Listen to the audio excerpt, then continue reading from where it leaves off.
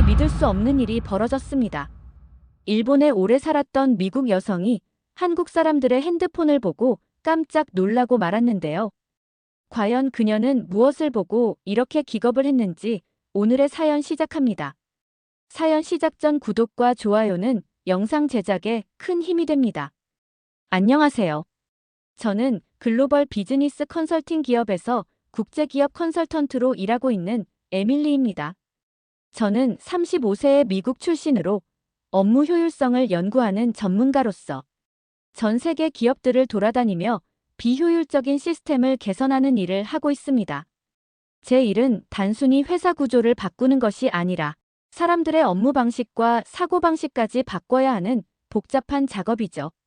논리적이고 실용적인 성격 탓에 종종 동료들은 저를 완벽주의자라고 부르지만 저는 그저 더 나은 방법이 있다면 그것을 찾아내려는 사람일 뿐입니다. 도쿄의 높은 빌딩 숲 사이로 햇빛이 스며들던 화요일 아침, 저는 회의실에 앉아 눈앞에서 펼쳐지는 광경을 신기한 듯 지켜보고 있었어요. 제 앞에는 일본의 굴지의 대기업 직원들이 컴퓨터에 문서를 작성하느라 분주했습니다. 문서 작성은 가장 기본적인 업무였지만 그들이 글자를 입력하는 방식이 제 눈길을 끌었죠.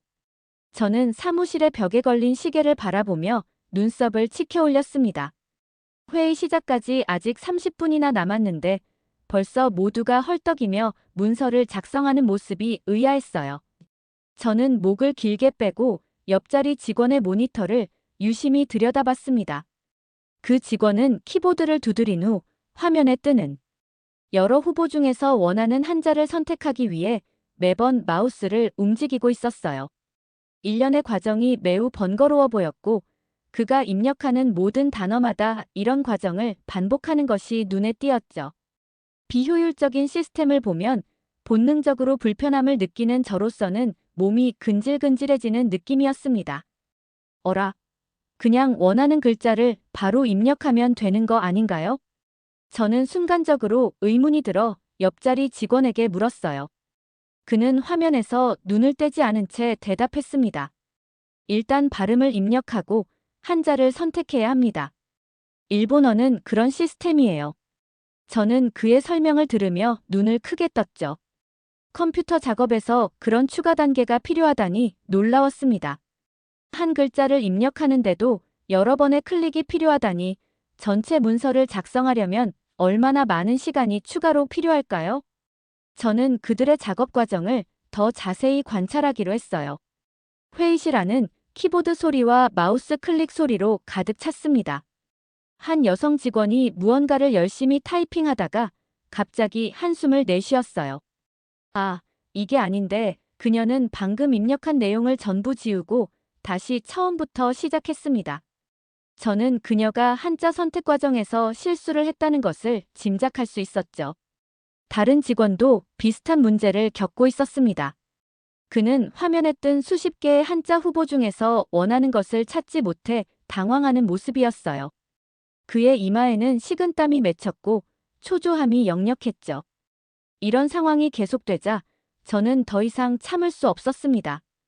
이 방식으로 일하면 너무 비효율적인 거 아닌가요?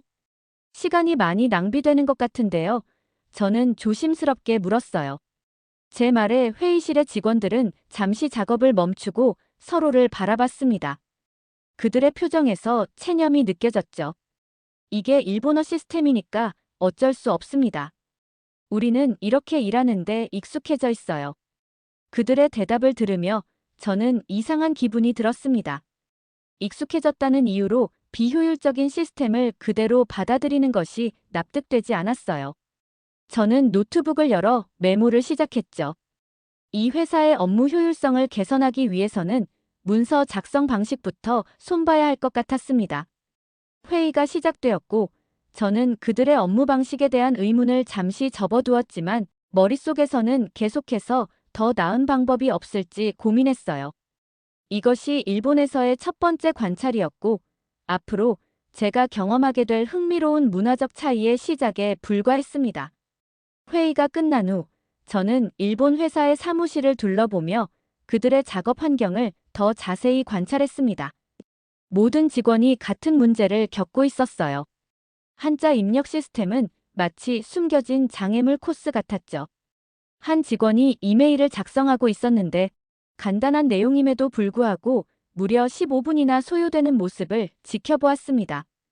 그 직원은 한 단어를 입력하려고 했지만 화면에는 비슷한 발음의 한자가 줄지어 나타났어요. 그는 눈을 가늘게 뜨고 스크롤을 내리며 원하는 글자를 찾느라 애를 썼습니다. 마침내 찾아서 클릭했지만 곧 자신이 잘못된 한자를 선택했다는 것을 깨달았죠. 아, 이게 아닌데 그는 한참을 헤매다가 결국 지우고 다시 입력했어요. 저는 그 모습을 더 이상 지켜볼 수 없어 다가가 물었습니다. 매번 이렇게 글자를 찾는데 시간이 오래 걸리나요? 그는 고개를 끄덕이며 대답했어요. 네, 특히 비슷한 발음의 한자가 많을 때는 더 어렵습니다. 때로는 원하는 한자가 첫 페이지에 없어서 여러 페이지를 넘겨야 할 때도 있죠. 저는 그의 말을 듣고 놀랐습니다. 한 글자를 입력하기 위해 그런 복잡한 과정을 거쳐야 한다니 전체 문서 작성 시간의 상당 부분이 단순히 글자를 찾는데 소요된다는 계산이 나왔어요. 저는 노트북을 꺼내 간단한 계산을 해보았습니다. 만약 평균적으로 한 글자당 3초가 추가로 소요된다면 천자 문서에서는 무려 3000초, 즉 50분이 추가로 필요하다는 결론이 나왔죠. 이 방식으로 일하면 너무 비효율적인 거 아닌가요? 하루에 얼마나 많은 시간이 글자 입력에만 소요되는 걸까요? 저는 다시 한번 질문했어요. 주변의 직원들은 서로 눈빛을 교환하더니 한 사람이 대표로 대답했습니다. 사실 우리도 알고 있어요. 하지만 이게 일본어 시스템이니까 어쩔 수 없습니다. 어릴 때부터 이렇게 배워왔고 모든 회사가 이런 방식으로 일하고 있으니까요. 그들의 체념한 듯한 반응에 저는 의문이 들었습니다. 왜 아무도 이 비효율적인 시스템에 의문을 제기하지 않는 걸까요? 다른 언어나 문자 시스템은 어떨까요? 저는 이 문제를 더 깊이 파헤쳐 보기로 마음먹었어요. 저녁이 되자 저는 호텔로 돌아와 노트북을 열고 다양한 언어의 입력 시스템에 대해 조사하기 시작했습니다. 영어는 물론 로마자를 사용하는 대부분의 언어는 직접 입력이 가능했어요. 러시아어나 그리스어 같은 독특한 문자를 사용하는 언어들도 키보드 자판이 그에 맞게 설계되어 있었죠. 그런데 중국어와 일본어는 한자 입력 과정이 추가로 필요했습니다. 조사를 계속하던 중 저는 한국어에 대한 정보를 발견했어요. 한국에는 한글이라는 고유 문자가 있었고 놀랍게도 이 문자는 직접 입력이 가능했습니다. 각 글자는 자음과 모음의 조합으로 이루어져 있어서 키보드에 있는 자음과 모음을 순서대로 입력하면 자동으로 글자가 완성되는 시스템이었죠. 이 발견은 저에게 큰 흥미를 불러일으켰습니다. 이건 정말 혁신적인 시스템인데 저는 화면을 보며 중얼거렸어요. 한글의 입력 방식은 일본어의 한자 입력과 달리 추가적인 선택 과정이 필요 없었습니다. 그저 원하는 자음과 모음을 입력하면 바로 글자가 완성되었죠. 이런 차이가 업무 효율성에 얼마나 큰 영향을 미칠지 상상해 볼 수 있었어요. 다음 날 아침, 저는 일본 회사로 돌아가 업무 효율성 개선에 관한 첫 번째 보고서를 준비했습니다. 보고서에는 문서 작성 시간을 단축할 수 있는 여러 방법이 포함되어 있었지만 한자 입력 시스템의 근본적인 문제는 해결하기 어려웠어요. 그것은 언어와 문화 자체에 깊이 뿌리내린 문제였기 때문입니다. 회의실에 들어서자 어제와 같은 광경이 펼쳐졌습니다. 직원들은 여전히 한자 입력으로 고군분투하고 있었고 키보드와 마우스를 번갈아 사용하며 문서를 작성하고 있었어요. 그들의 모습을 바라보며 저는 문득 궁금해졌습니다. 이런 비효율적인 시스템이 회사 전체의 생산성에 얼마나 큰 영향을 미치고 있을까요? 그리고 만약 한국처럼 더 효율적인 문자 시스템을 사용한다면 생산성은 얼마나 향상될 수 있을까요? 저는 곧 한국 출장 일정이 잡혀 있다는 사실을 떠올렸어요. 그곳에서 직접 한글 시스템을 관찰할 수 있는 기회가 생길 것입니다. 저는 그날을 기대하며 지금의 관찰 내용을 자세히 기록해 두었습니다. 이것이 제 연구의 중요한 자료가 될 것이라고 확신했기 때문이죠. 일본에서의 업무를 마치고 이틀 후, 저는 한국행 비행기에 몸을 실었습니다. 서울로 향하는 비행기 안에서 저는 노트북을 펼치고 지금까지의 관찰 내용을 정리했어요. 일본에서 목격한 한자 입력 시스템의 비효율성이 계속 머릿속을 맴돌았습니다. 창밖으로 보이는 구름바다를 바라보며 한국에서는 어떤 시스템을 사용하는지 직접 확인할 생각에 설렘이 느껴졌죠. 인천국제공항에 도착한 후 저는 곧바로 서울 강남에 위치한 한국의 첨단 정보통신기술 기업으로 향했어요. 높은 유리창으로 둘러싸인 현대적인 건물이 눈앞에 나타났을 때 이곳에서 새로운 발견을 할 수 있을 거라는 기대감이 커졌습니다. 로비에 들어서자 안내 데스크에서 저를 기다리고 있던 지수가 반갑게 인사했어요. 지수는 한국계 미국인으로 한국어와 한글의 디지털 적응력을 연구하는 전문가였습니다. 그는 저의 방문 목적을 이미 알고 있었고 한글의 과학성과 효율성에 대해 설명해 주기로 했어요. 우리는 엘리베이터를 타고 10층에 위치한 그의 사무실로 향했죠. 에밀리, 오늘은 당신에게 흥미로운 것을 보여드릴게요. 지수가 컴퓨터 앞에 앉으며 말했습니다. 그는 키보드를 제 앞으로 밀어주었어요. 한번 직접 타이핑해 보세요. 저는 조금 망설이면서 키보드를 바라봤습니다. 자판에는 영어 알파벳과 함께 낯선 한글 문자가 함께 표시되어 있었어요. 어떻게 입력하는지 모르는데요. 제가 말하자 지수는 미소를 지었습니다. 걱정 마세요. 생각보다 쉬워요. 한국에서는 이렇게 한다는 걸 보여드릴게요. 그는 옆에 앉아 천천히 설명하기 시작했어요. 한글은 자음과 모음의 조합으로 이루어져 있어요. 자음을 먼저 치고 모음을 입력하면 자동으로 글자가 완성돼요. 지수는 기억이라는 자음을 입력하고 그 다음 아라는 모음을 입력했습니다. 그러자 화면에 가라는 글자가 나타났어요. 추가 선택 과정이 없었고 마우스로 클릭할 필요도 없었습니다. 그저 자판을 누르기만 하면 바로 글자가 완성되는 것이었죠. 정말 이렇게 간단해요? 저는 놀라움을 감추지 못했습니다. 지수가 고개를 끄덕였어요. 네, 그냥 자음을 먼저 치고 모음을 입력하면 자동으로 글자가 완성돼요. 복잡한 글자도 마찬가지예요. 제 차례가 되었습니다. 지수의 안내에 따라 저는 조심스럽게 니은과 아를 눌렀고 화면에 나라는 글자가 나타났어요. 점점 자신감이 생겨 더 많은 글자를 입력해 보았습니다. 각 키를 누를 때마다 바로 글자가 완성되는 것을 보며 저는 흥분을 감출 수 없었어요. 이렇게 빠르고 직관적일 수가. 저는 감탄했습니다. 일본에서 봤던 복잡한 한자 입력 과정과 비교하니 그 차이가 극명했어요. 한글은 추가적인 선택 단계 없이 바로 원하는 글자가 입력되었고 그 속도는 영어 타이핑과 거의 비슷했습니다. 지수는 이어서 한글의 창제 원리에 대해 설명했어요. 한글은 세종대왕이 만든 문자로 과학적인 원리를 바탕으로 설계되었습니다. 각 자음은 발음 기관의 모양을 본떠 만들었고 모음은 하늘, 땅, 사람을 상징해요. 이런 논리적인 구조 덕분에 배우기 쉽고 입력하기도 편리하죠. 저는 노트북을 꺼내 이 모든 내용을 빠짐없이 기록했습니다. 한글의 효율성은 제가 연구하던 업무 생산성과 직결되는 중요한 발견이었어요. 지수는 계속해서 한글과 한자의 차이점에 대해 설명했습니다. 한자는 각 글자가 하나의 독립된 의미를 가진 표의 문자인 반면 한글은 표음 문자예요. 한자는 수천 개를 외워야 하지만 한글은 단 24개의 기본 자모만 알면 모든 소리를 표현할 수 있죠.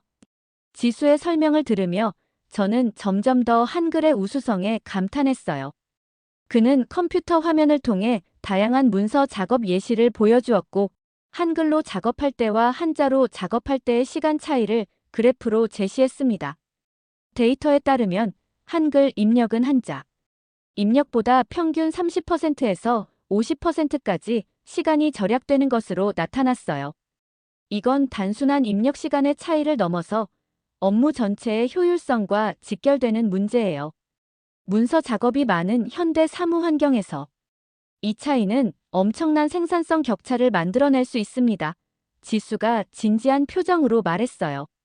저는 잠시 생각에 잠겼습니다.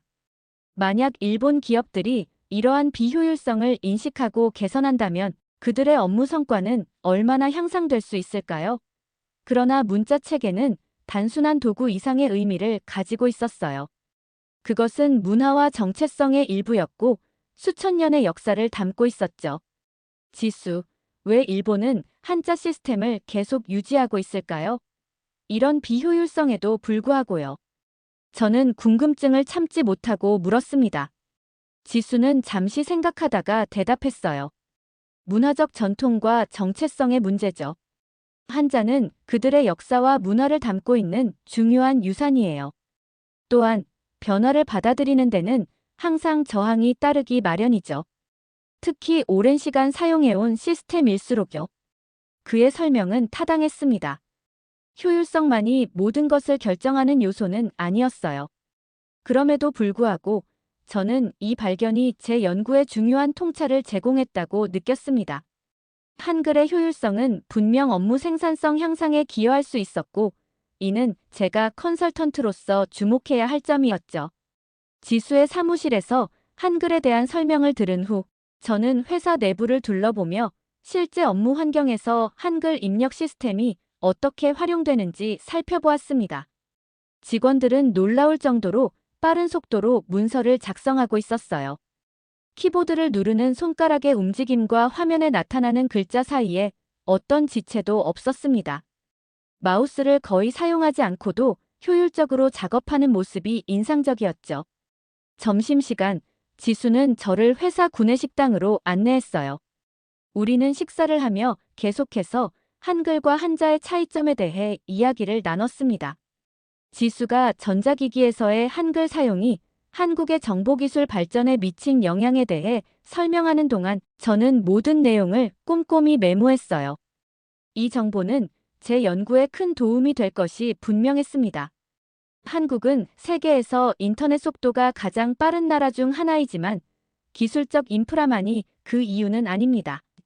한글의 디지털 친화성이 한국인들의 컴퓨터 활용도를 높였고, 이는 정보와 사회로의 빠른 전환을 가능하게 했죠. 지수의 설명에 저는 고개를 끄덕였어요. 오후에는 한국의 다른 정보기술 회사들도 방문했습니다. 모든 곳에서 저는 같은 패턴을 발견했어요. 한글 입력 시스템의 효율성이 전반적인 업무 속도와 생산성에 긍정적인 영향을 미치고 있었습니다. 특히 문서 작성이 많은 부서에서 그 차이는 더욱 두드러졌죠. 서울에서의 마지막 날, 저는 모든 관찰 내용과 데이터를 정리했어요. 한글과 한자의 입력 시스템 비교, 업무 효율성에 미치는 영향, 그리고 그것이 기업 문화와 생산성에 어떤 결과를 가져오는지에 대한 분석을 완성했습니다. 이 자료는 일본으로 돌아가 진행할 프레젠테이션의 핵심 내용이 될 것이었죠. 다음 날 아침, 저는 다시 일본행 비행기에 올랐습니다. 비행기 안에서 저는 한국에서의 발견과 일본에서의 경험을 비교하며 생각에 잠겼어요. 두 나라는 지리적으로 가까웠지만 문자 시스템의 효율성 측면에서는 큰 차이가 있었습니다. 이런 차이가 업무 문화와 생산성에 미치는 영향을 생각하니 더욱 흥미로웠죠. 도쿄에 도착한 후 저는 곧바로 컨설팅 중이던 일본 기업으로 향했습니다. 회의실에 들어서자 직원들은 여전히 한자 입력으로 고군분투하고 있었어요. 그 모습이 이제는 더욱 비효율적으로 보였습니다. 제가 한국에서 목격한 빠른 문서 작업과 비교하니 그 차이가 확연했죠. 회의가 시작되고 저는 한국 방문에서 얻은 자료를 바탕으로 프레젠테이션을 준비했어요. 그러나 발표를 시작하기 전 회의실 문이 열리며 한 남성이 들어왔습니다. 그는 회사의 임원으로 보였고 모든 사람들이 그를 보며 긴장한 기색을 보였죠. 지수가 보내준 자료에 따르면 그는 타카하시라는 이름의 45세 일본 대기업 임원이었습니다. 타카하시는 저를 바라보며 차가운 미소를 지었어요. 에밀리 씨, 한국 방문은 어떠셨나요? 유익한 시간이었기를 바랍니다. 저는 공손하게 대답했습니다. 네, 매우 흥미로운 경험이었어요. 특히 한글이라는 문자 시스템의 효율성에 대해 많이 배웠습니다. 제 말을 들은 타카하시의 표정이 굳어졌어요. 그는 잠시 침묵했다가 말했습니다. 한글요? 글쎄요. 저는 그다지 깊이 있는 문자라고 생각하지 않습니다. 너무 단순하죠. 저는 그의 발언에 놀랐지만 전문가로서의 태도를 유지하려고 노력했어요. 단순함이 항상 부정적인 것은 아닙니다. 오히려 효율성 측면에서는 큰 장점이 될 수 있죠. 타카하시는 코웃음을 쳤습니다. 한자는 문화의 상징입니다. 수천 년의 역사와 깊이가 있어요. 한국처럼 한자를 버리면 언어의 품격이 떨어지는 거죠. 회의실 안의 공기가 무거워졌어요. 다른 직원들은 불편한 기색을 감추지 못했고, 저는 순간적으로 어떻게 대응해야 할지 고민했습니다. 하지만 이내 저는 객관적인 데이터를 바탕으로 대화를 이어가기로 결심했어요. 타카하시님, 품격도 중요하지만 업무 효율이 더 중요한 것 아닐까요? 제가 관찰한 바로는 한글 입력 시스템이 문서 작성 시간을 최대 50%까지 단축시킬 수 있습니다. 이는 기업의 생산성에 상당한 영향을 미칠 수 있어요. 제 말에 타카하시의 얼굴이 붉어졌습니다. 그는 팔짱을 끼고 고개를 저었어요. 일본어 시스템이 더 정교하고 전통적입니다. 우리는 단순히 속도만을 위해 우리의 문화적 가치를 희생할 수 없어요. 그의 반응에서 저는 이것이 단순한 효율성의 문제를 넘어선 문화적, 정서적 문제임을 깨달았습니다. 타카하시와 같은 전통주의자들에게 한자는 단순한 문자 체계가 아니라 정체성과 자부심의 상징이었죠. 하지만 저는 여전히 업무 효율성 개선의 가능성을 보여주고 싶었어요. 내일 중요한 프레젠테이션이 있습니다. 그때 제가 수집한 데이터를 모두에게 보여드리고 싶네요. 타카하시 님도 참석해 주시겠어요? 저는 정중하게 제안했습니다. 타카하시는 잠시 망설이다가 마지못해 동의했어요. 좋습니다. 하지만 저는 여전히 우리의 시스템이 더 우수하다고 생각합니다. 회의가 끝난 후 저는 호텔로 돌아와 내일의 프레젠테이션을 준비했습니다. 이것은 단순한 비교 연구가 아니라 문화적 자부심과 업무 효율성 사이의 균형을 찾는 중요한 시도였어요. 저는 타카하시와 같은 전통주의자들도 설득할 수 있는 논리적이고 객관적인 자료를 준비했습니다. 그들의 문화적 가치를 존중하면서도 개선의 필요성을 인식시키는 것이 제 목표였죠. 다음 날 아침, 저는 일찍 일어나 프레젠테이션 자료를 한 번 더 검토했습니다. 한국과 일본의 문자 입력 시스템, 비교, 업무 효율성에 미치는 영향, 그리고 개선 방안까지 모든 내용을 꼼꼼히 살폈어요. 이 발표는 단순한 효율성 연구를 넘어 문화적 가치와 업무 혁신 사이의 균형을 찾는 중요한 제안이 될 것이었습니다. 회의실에 도착하자 이미 많은 직원들이 자리에 앉아 있었어요.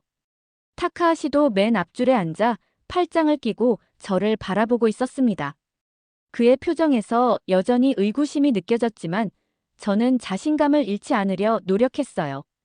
프레젠테이션을 시작하기 전 저는 한 가지 제안을 했습니다. 일본과 한국의 문서 작업 속도를 비교하기 위해 타이핑 테스트를 해보자는 것이었어요. 회의실에는 잠시 침묵이 흘렀고 직원들은 서로를 바라보며 머뭇거렸습니다. 저는 제안을 구체화했어요. 같은 길이의 텍스트를 일본어와 한국어로 각각 입력하고 소요 시간을 측정하자는 것이었습니다. 이를 통해 두 시스템의 효율성을 객관적으로 비교할 수 있을 거라고 설명했어요. 이 제안에 대부분의 직원들이 흥미를 보였지만 타카하시는 즉각 반대 의사를 표명했습니다. 그는 자신만만한 태도로 고개를 저었어요. 한자는 일본의 전통이고 그런 실험에 참여할 필요가 없다는 것이 그의 입장이었습니다.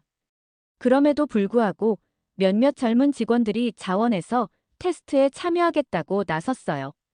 다행히도 한국어를 할 줄 아는 직원이 한 명 있었고 그는 한글 입력 테스트를 담당하기로 했습니다. 우리는 간단한 비즈니스 이메일 내용을 선정했고 두 직원이 각각 같은 내용을 일본어와 한국어로 입력하기 시작했어요. 테스트는 예상대로 진행되었습니다.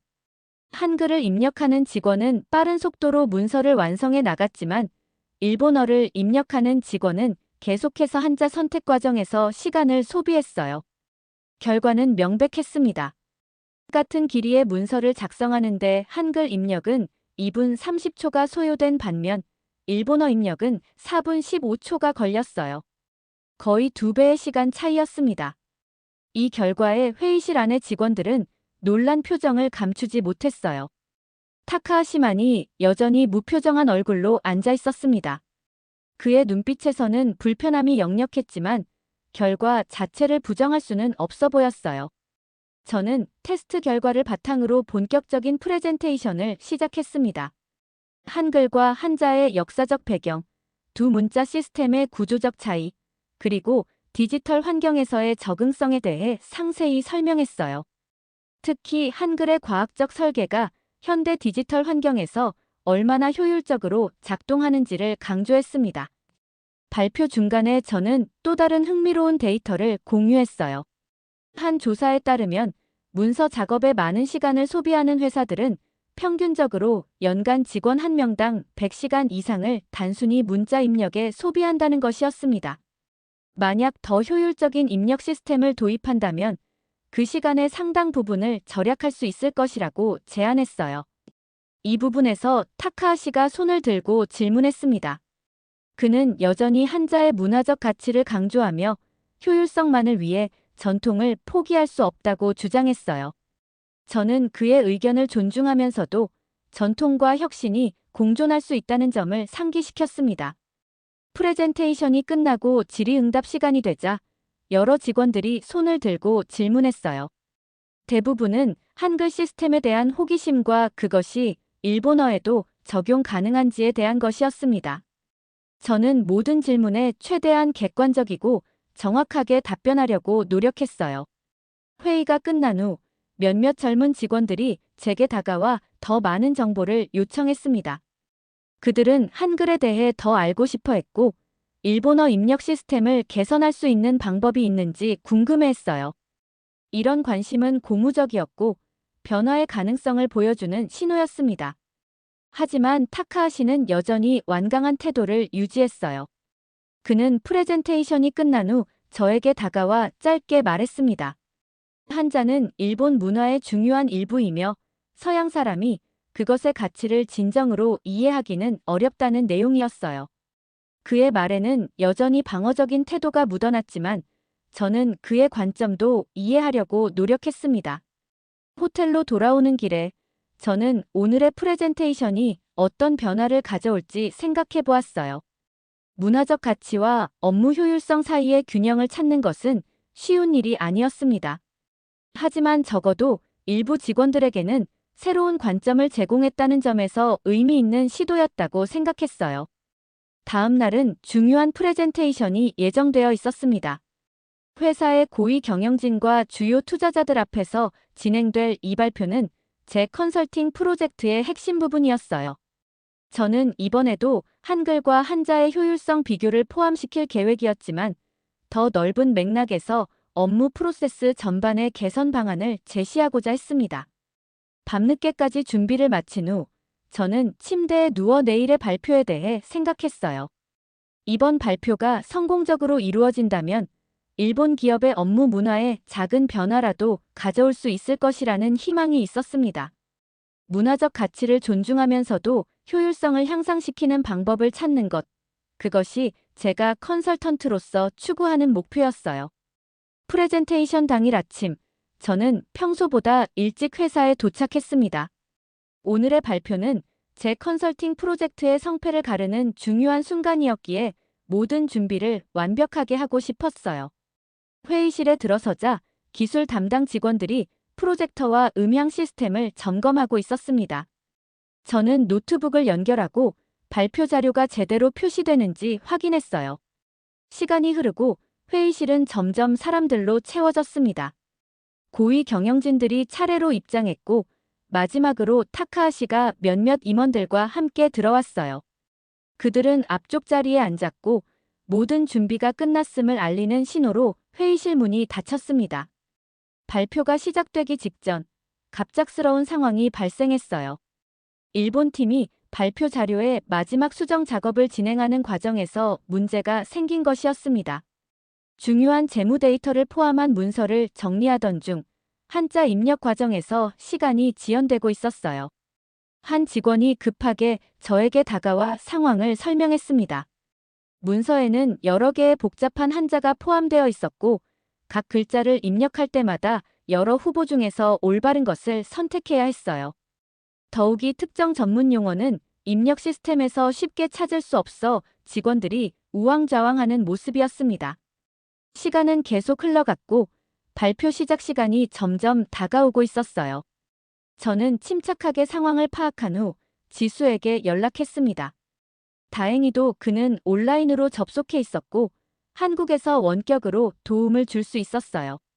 지수는 한글로 빠르게 필요한 데이터를 정리했고 이를 번역하여 발표 자료에 포함시킬 수 있었습니다. 이 과정은 놀라울 정도로 빨랐고 위기를 모면할 수 있었어요. 반면 일본 팀은 여전히 문서 작업으로 고군분투하고 있었습니다. 한 직원이 특정 한자를 입력하기 위해 여러 번 시도했지만 원하는 글자가 나오지 않아 좌절감을 표현했어요. 다른 직원은 마우스를 빠르게 움직이며 화면에 나타난 수십 개의 한자 중에서 적합한 것을 찾느라 분주했습니다. 이 모습을 지켜보던 타카하시의 표정이 점점 굳어졌어요. 그는 시계를 보며 초조해하다가 결국 직원들에게 다가가 상황을 파악했습니다. 타카하시도 직접 키보드 앞에 앉아 입력을 시도했지만 역시 같은 문제에 부딪혔어요. 시간은 계속 흘러갔고 회의실에는 불안한 기운이 감돌았습니다. 결국 발표 시간이 되었고 일본 팀은 완성되지 않은 자료로 발표를 시작해야 했어요. 첫 번째 발표자가 나섰을 때 슬라이드에는 몇몇 데이터가 빠져 있었고 일부 한자에는 오타가 포함되어 있었습니다. 발표자는 당황하며 사과했고 급하게 누락된 정보를 구두로 설명하려 했지만 이미 전문성과 신뢰도에 타격을 입은 상황이었어요.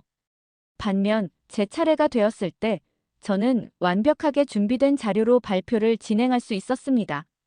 한국팀의 도움으로 모든 데이터가 정확하게 정리되어 있었고 시각적으로도 잘 구성되어 있었어요. 저는 발표 중에 방금 전에 일어난 상황을 자연스럽게 언급했습니다. 저는 발표를 통해 문자 입력 시스템의 효율성이 전체 업무 프로세스에 얼마나 큰 영향을 미치는지 실시간으로 증명하게 되었다고 말했어요. 오늘의 지연 사태가 바로 제가 지적하고자 했던 문제점의 생생한 예시였다는 점을 강조했습니다. 고위 경영진들은 관심을 보이며 저의 발표에 귀를 기울였어요. 특히 한글의 효율성과 그것이 업무 속도에 미치는 영향에 대한 데이터는 그들의 주목을 받았습니다. 몇몇 임원들은 메모를 하며 추가 질문을 준비하는 모습이었어요. 발표가 끝나고 질의응답 시간이 되자 예상대로 많은 질문이 쏟아졌습니다. 대부분은 한글 시스템을 일본어에 적용할 수 있는지 혹은 일본어 입력 시스템을 어떻게 개선할 수 있는지에 관한 것이었어요. 저는 최대한 객관적이고 실용적인 답변을 제공하려고 노력했습니다. 흥미롭게도 타카하시는 질문을 하지 않았어요. 그는 팔짱을 끼고 묵묵히 앉아 있었지만 그의 표정에서는 무언가 생각하는 기색이 느껴졌습니다. 더 이상 처음처럼 적대적이지는 않았고 오히려 고민하는 듯한 모습이었어요. 발표회가 끝난 후 많은 직원들이 저에게 다가와 추가 정보를 요청했습니다. 일부는 한국어와 한글에 관심을 보였고 다른 일부는 업무 시스템 개선에 대한 조언을 구했어요. 저는 그들의 질문에 성심껏 답변하며 필요한 자료를 공유하겠다고 약속했습니다. 호텔로 돌아가는 길에 저는 오늘의 발표가 생각보다 성공적이었다고 느꼈어요. 비록 의도하지는 않았지만 실제 위기 상황을 통해 제가 주장하던 바를 생생하게 증명할 수 있었습니다. 이것은 이론적인 설명보다 훨씬 강력한 설득력을 가졌을 거라고 생각했어요. 저는 내일의 일정을 확인하며 다음 단계를 계획했습니다. 이제 구체적인 개선 방안을 제시하고 회사가 점진적으로 변화할 수 있는 로드맵을 제공해야 했어요. 문화적 가치와 업무 효율성 사이의 균형을 찾는 것. 그것이 제 컨설팅의 핵심이었습니다. 침대에 누워 오늘 있었던 일을 되돌아보며 저는 타카하시의 표정 변화가 떠올랐어요. 그는 여전히 직접적으로 인정하지는 않았지만 어쩌면 변화의 필요성을 조금씩 받아들이기 시작한 것일지도 모른다는 희망이 생겼습니다. 다음 날 아침, 저는 커피숍에서 노트북을 펼치고 오늘의 회의를 준비하고 있었습니다. 어제의 프레젠테이션 이후 회사 내부에서 일어난 반응들을 정리하고 구체적인 개선 방안을 작성하는 중이었어요. 그때 제 휴대전화로 회사 측에서 급한 연락이 왔습니다. 오늘 오전에 계획되지 않았던 긴급 회의가 소집되었다는 내용이었죠. 저는 빠르게 준비를 마치고 회사로 향했습니다. 회의실에 도착하자 이미 많은 직원들이 모여 있었고 분위기는 어제와는 사뭇 달랐어요. 무언가 중요한 일이 발생한 듯 모두가 긴장된 표정이었습니다. 저는 지정된 자리에 앉아 상황을 파악하려 했어요.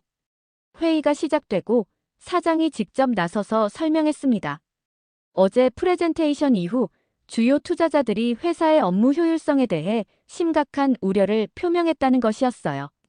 특히 문서 작성 과정에서 발생한 지연 사태가 투자자들에게 부정적인 인상을 주었고, 이는 곧 회사의 경쟁력과 직결된다는 평가가 나왔다고 합니다.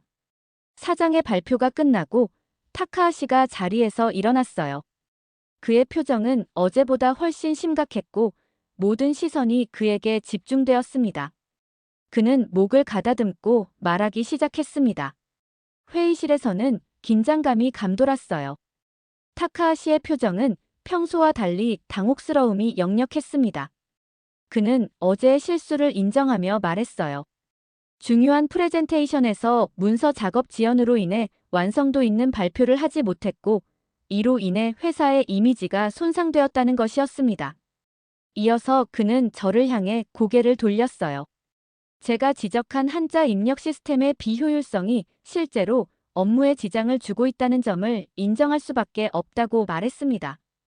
이 발언에 회의실 안의 모든 사람들이 놀란 표정을 지었어요.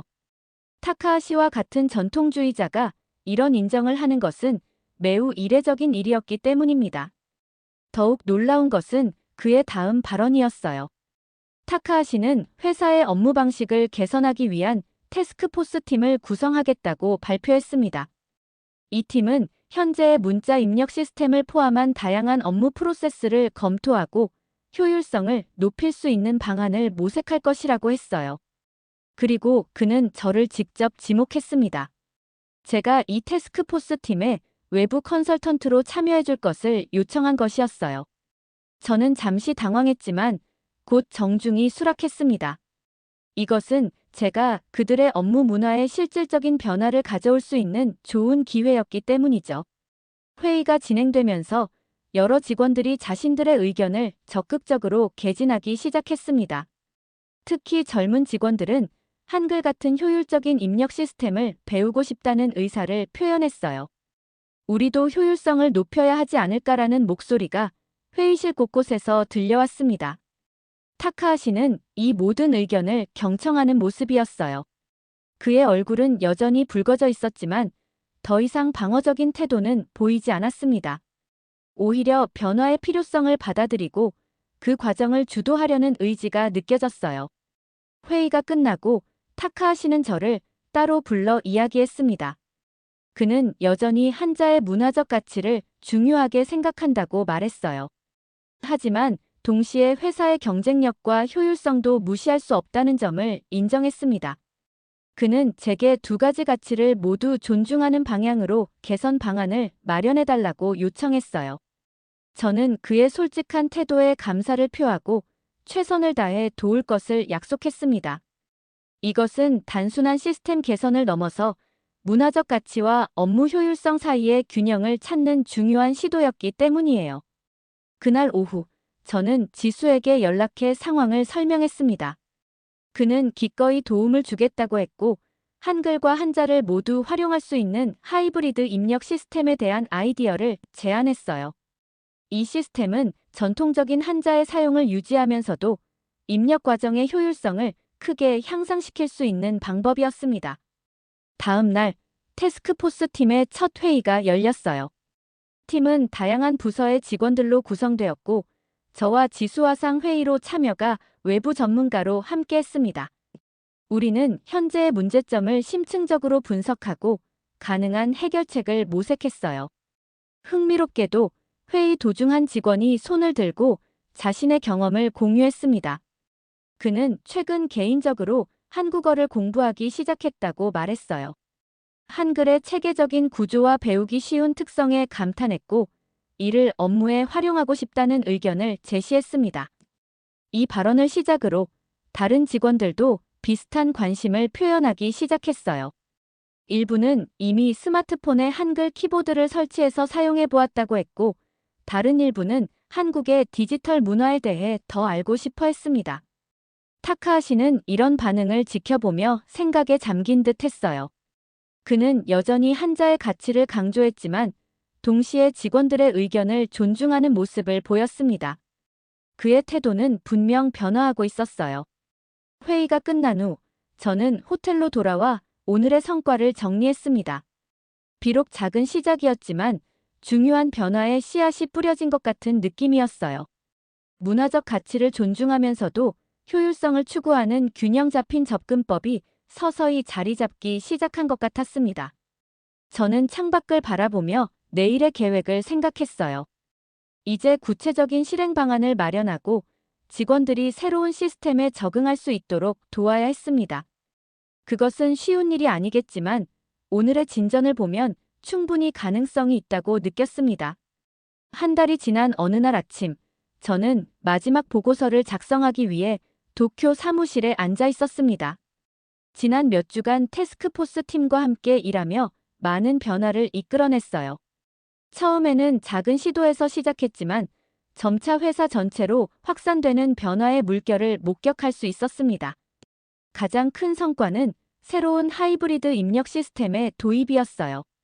지수의 도움으로 우리는 한자의 문화적 가치를 보존하면서도 입력 효율성을 크게 향상시킬 수 있는 시스템을 개발했습니다.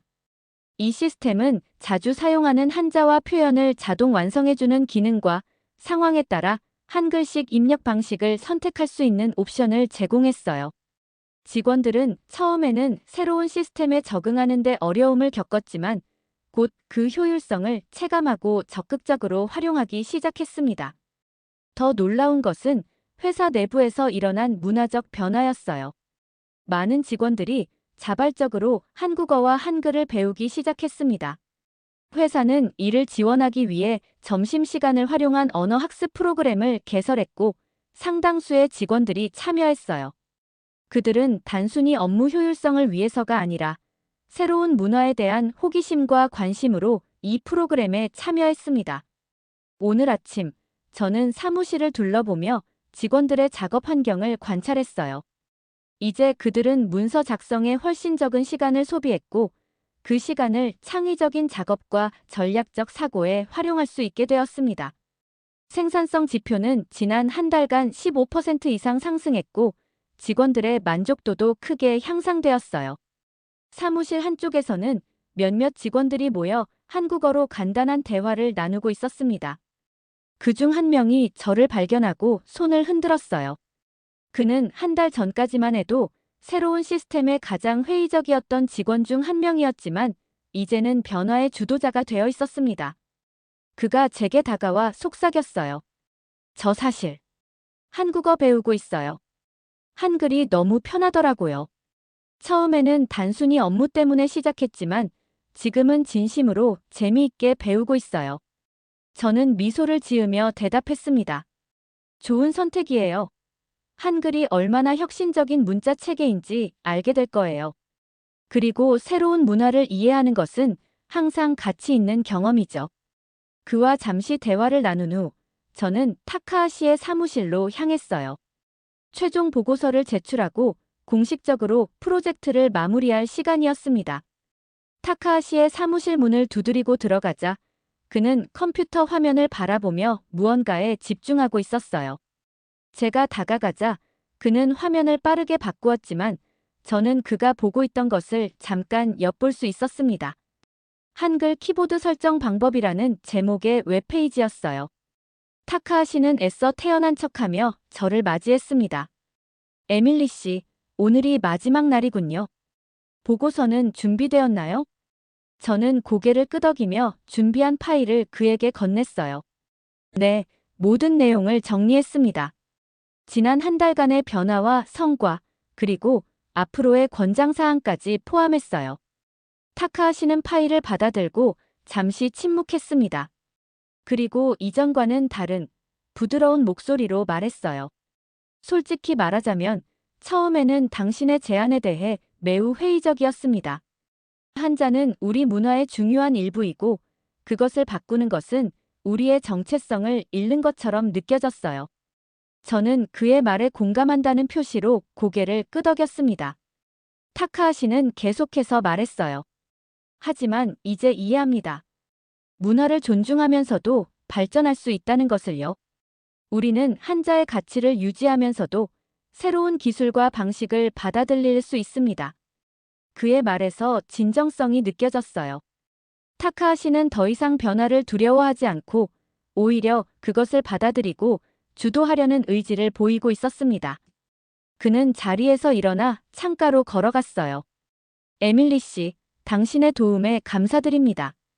우리 회사가 더 나은 방향으로 나아갈 수 있게 해주셨어요. 앞으로도 계속 자문을 구할 수 있을까요? 저는 기쁘게 수락했습니다. 이것은 단순한 컨설팅 프로젝트를 넘어선 의미 있는 변화의 시작이었기 때문이에요. 우리는 앞으로의 계획과 협력 방안에 대해 이야기를 나눴고, 타카하시는 한국의 기업들과 교류 프로그램을 시작할 의향까지 보였습니다. 사무실을 나서며 저는 마지막으로 회사 전체를 둘러보았어요. 직원들은 이전보다 훨씬 활기차게 일하고 있었고, 곳곳에서 새로운 아이디어와 의견이 자유롭게 교환되고 있었습니다. 이것이 바로 제가 컨설턴트로서 추구하던 변화였어요.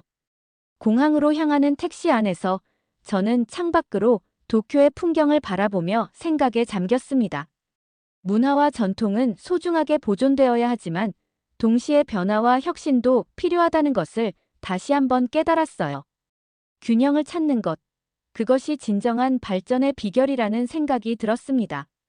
비행기에 오르기 전 저는 지수에게 메시지를 보냈어요. 프로젝트 성공적으로 마무리했어. 내 도움이 정말 컸어. 다음에는 어떤 흥미로운 문화 교류가 우리를 기다리고 있을까? 창밖으로 펼쳐지는 구름을 바라보며 저는 이번 경험이 제 커리어에서 가장 보람찬 순간 중 하나였다고 생각했습니다. 단순한 업무 효율성 향상을 넘어 문화적 이해와 존중을 통한 진정한 변화를 목격했기 때문이에요. 비행기가 이륙하면서 저는 마지막으로 생각했습니다. 변화는 어렵지만 결국엔 필요한 거야. 그리고 때로는 가장 단순한 것들이 가장 혁신적인 결과를 가져오기도 해. 도쿄의 풍경이 점점 작아지며 구름 속으로 사라져갔고 저는 다음 프로젝트를 향한 새로운 여행을 시작했습니다. 이 경험을 통해 한국의 혁신적인 문자 체계와 디지털 효율성에 진심으로 감탄하게 되었습니다. 한글의 과학적 설계와 실용성은 단순한 문자 체계를 넘어 한국의 빠른 정보화 사회 발전에 핵심 역할을 했다고 생각해요. 처음에는 업무 효율성 분석을 위한 방문이었지만 이제는 한국의 문화와 기술에 깊은 존경심을 갖게 되었습니다. 한국에서 보낸 시간은 짧았지만 그 나라의 역동적인 에너지와 혁신적인 사고방식에 완전히 빠져들었어요. 언젠가는 컨설턴트로서가 아니라 그곳에서 실제로 살아보며 한국의 일상과 문화를 더 깊이 경험해보고 싶습니다. 한글을 배우고 한국의 음식을 즐기며 빠르게 변화하는 그 사회의 일부가 되는 꿈을 꾸고 있죠. 이번 프로젝트는 내 삶에서 가장 값진 경험 중 하나였고 한국에 대한 애정과 관심은 앞으로도 계속될 것입니다. 언젠가 다시 돌아가 이번에는 더 긴 시간 동안 그 놀라운 나라에서 살아볼 수 있기를 진심으로 바랍니다. 오늘의 사연 어떻게 들으셨나요? 사연이 여러분의 마음을 울렸다면 구독과 좋아요, 댓글 많이 남겨주세요. 부탁드립니다. 영상 시청해주셔서 감사합니다.